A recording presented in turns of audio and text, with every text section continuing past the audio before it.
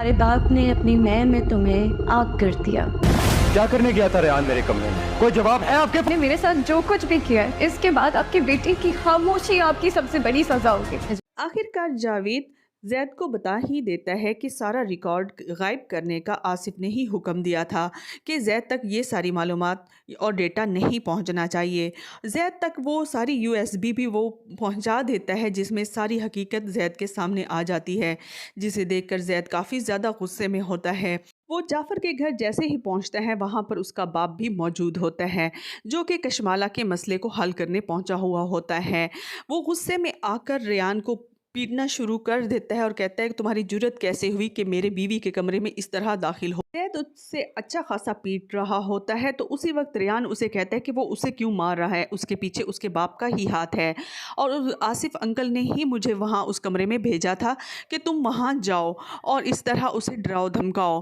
तो ये सुनकर वहाँ सब शॉक्ड रह जाते हैं। जैद का ये सुनकर काफ़ी बुरा हाल होता है क्योंकि उसे ये उम्मीद नहीं थी कि उसका बाप इस हद तक गिर सकता है कि अपनी बहू की इज्जत को ही ख़राब करना चाह रहा होता है। दूसरी तरफ रेयान भी काफ़ी गुस्से में होता है और इसी गुस्से में वो कशमाला को तलाक दे देता है। जाफ़र अपनी बेटी की इस बर्बादी को देखकर काफ़ी ज़्यादा शॉक्ड रह जाता है। वो अपनी बेटी को लेकर घर आ जाता है।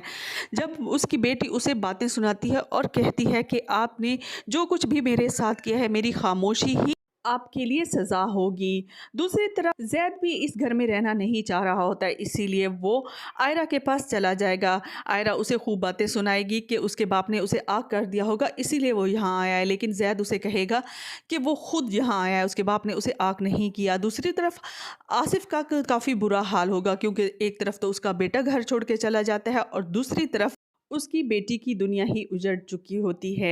आसिफ के लिए ये सब बर्दाश्त करना बहुत मुश्किल होता जा रहा होता है।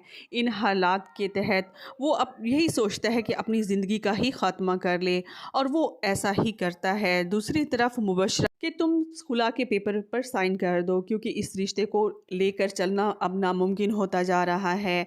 जैद उसे कहता है कि वो तलाक नहीं देगा, लेकिन मुबशरा कहती है कि उसे तलाक चाहिए क्योंकि जिस रिश्ते में कोई खुलूस और मोहब्बत ही ना हो उस रिश्ते को लेकर चलना तकरीबन नामुमकिन है। जैद उसके कहने पर उसे तलाक तो दे देता है, लेकिन मुबशरा की ज़िंदगी भी उजाड़ और वीरान उसके बाप के लिए तकलीफ़ का बाइस होती है।